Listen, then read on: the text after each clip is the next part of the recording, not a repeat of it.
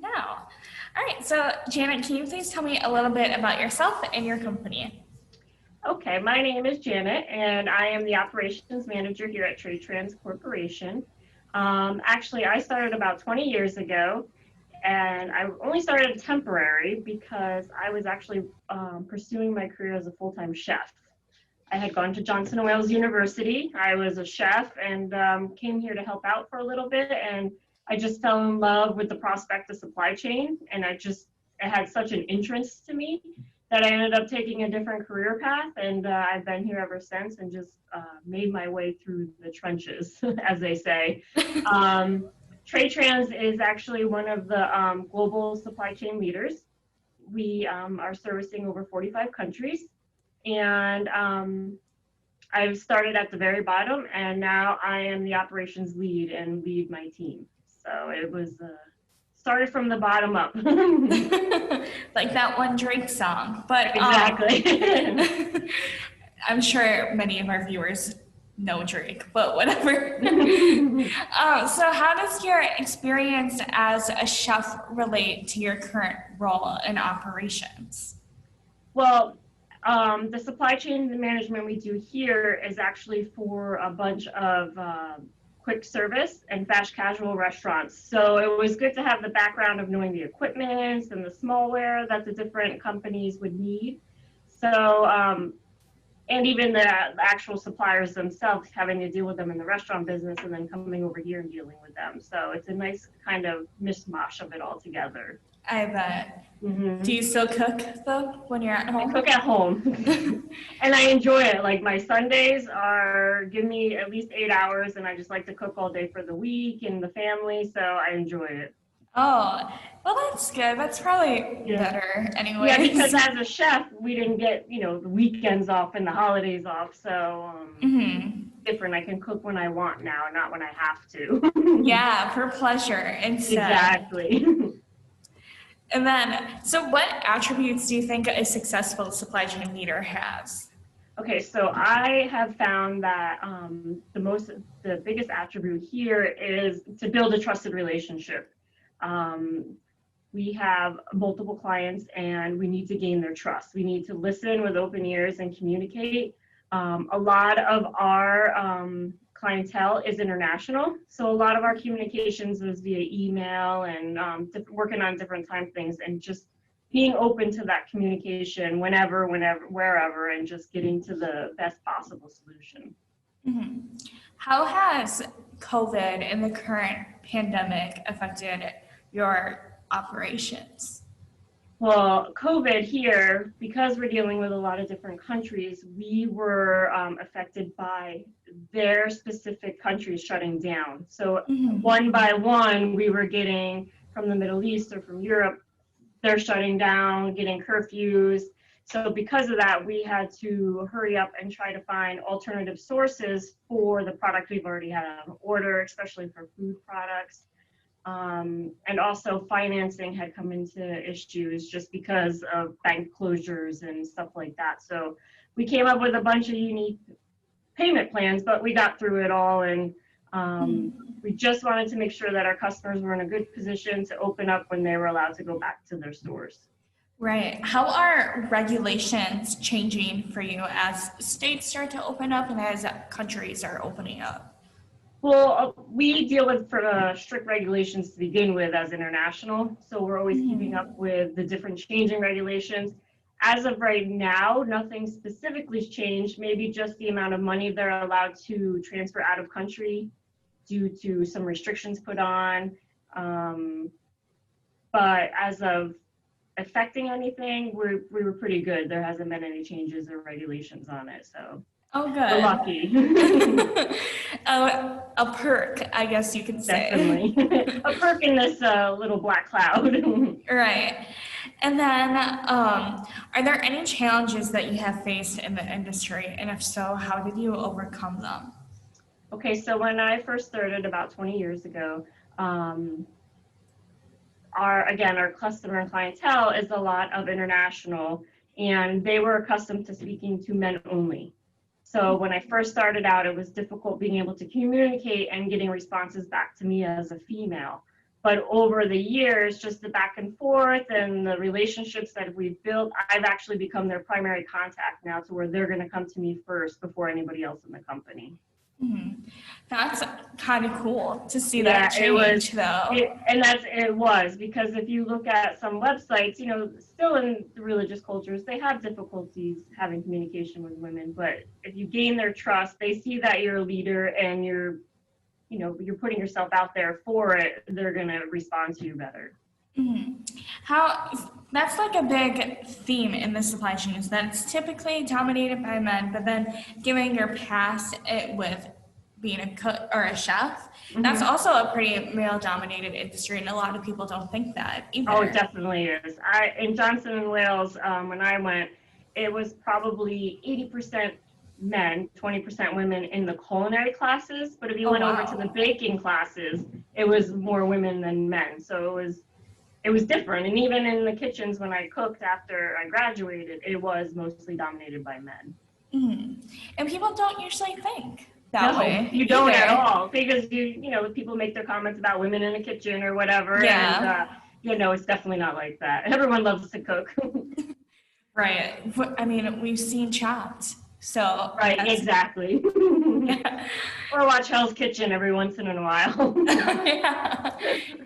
But then, we kind of touched on this a little bit, but is there anything else you would like to add about being a woman that in an industry that is typically dominated by men?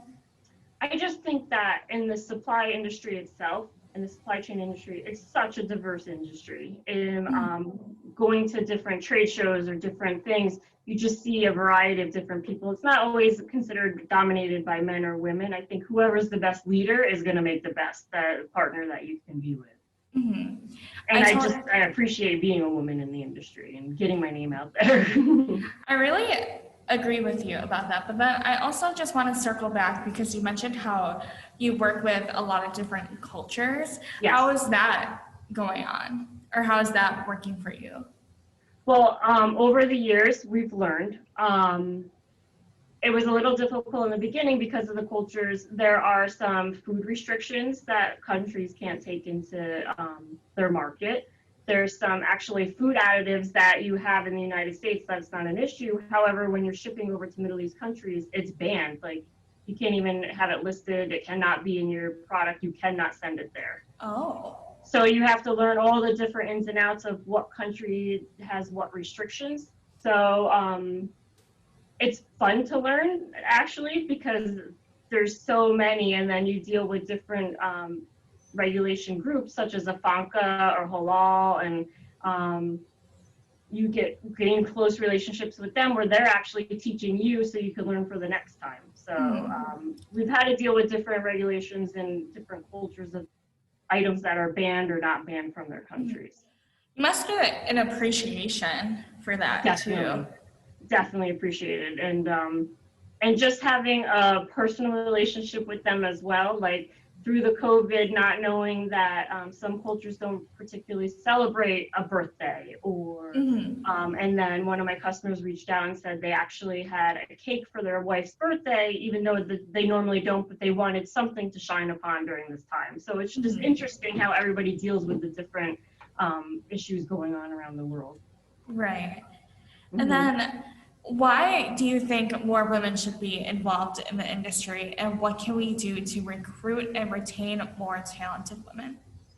Well, I think women should try this industry just because it's just so interesting. I don't even know how to put it in a better way. There's just so much to learn, and there's so much that goes into supply chain, from the nuts and bolts to everything to documentation. It's just it's interesting. So as a woman, I came from a male-dominated industry prior and back into another male-dominated industry. But be your own person, be an individual, grow with it. To recruit someone, TradeTrans here, actually, we're in conversations with our leadership team to start a mentorship for women in New York City kind of universities that'll come up here, be able to work with us side by side to see what it is like to be in the trenches of the supply chain industry. So getting people involved with that can see going forward almost like a work on demand type thing. Mhm. Why do you think that mentoring is becoming so important within the industry? I think mentoring is very important because you go to school, you do your books, you see what you're learning day to day, but when you're actually there and you're in it and you see the communications and just working side by side with someone, you're gonna learn more from a person one-on-one trying to train you and teach you and see the insights. You're gonna learn more from them, hearing their experiences, and you're not gonna get that all the time from a textbook.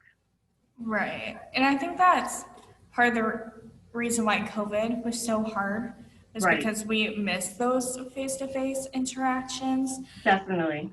Once it comes back, or once we're able to be fully back to normal, I think people are going to appreciate that a lot more, Definitely. especially interns. Definitely, because there is no chance for an internship right now. You know, everyone is strict on coming into buildings and being around other people, outsiders. So no, I think once things are lifted again and you can have that one-on-one as opposed to talking to a computer screen or however your online remote learning is, it's going to make a huge difference.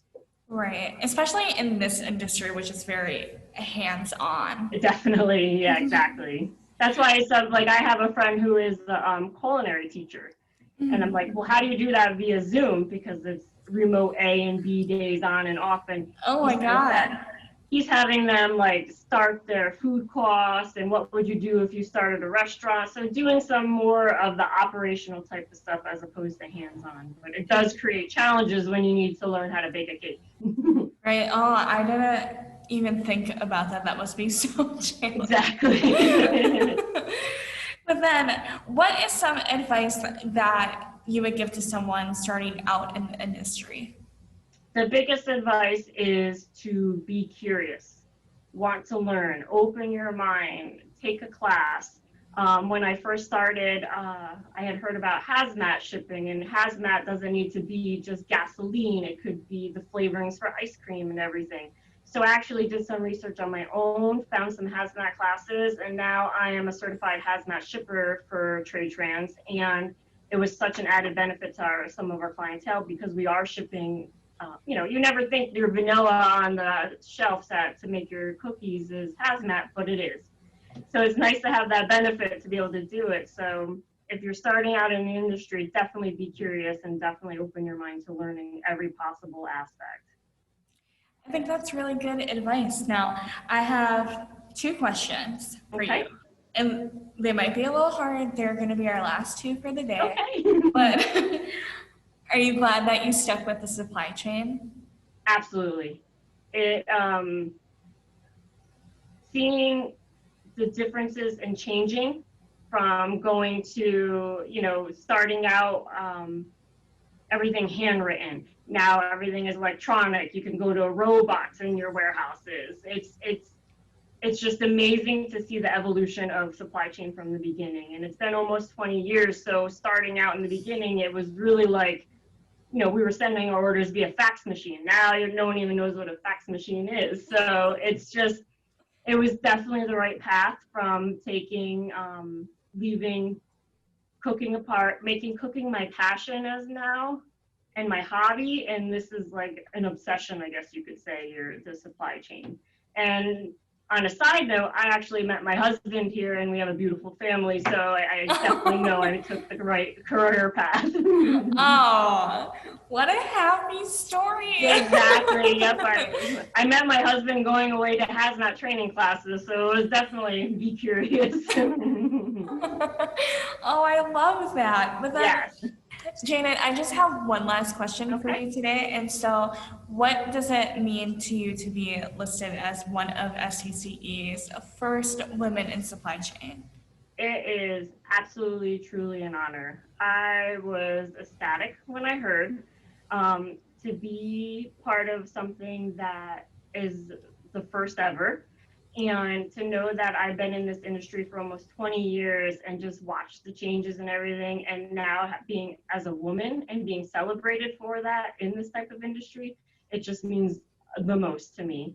And actually at TradeTrans, where I work, we are actually on our 35th year and actually celebrating our anniversary with a rebrand. So it's kind of like a couple of things we can celebrate during this little bit of a pandemic that's going on around us. So it really is an honor, to be honest. Oh, I'm really glad. But Yes, thank you. that is all that I have for you today. Okay, great. Is there anything else that you would like to add? No, I just can't wait to learn more and more what's going to happen in the supply chain and watch the changes that come out after this COVID pandemic and how we all learn to adapt with it. All right. Well, thank you, Janet. I really Thank you. appreciate it. Okay, have a wonderful afternoon. Thanks.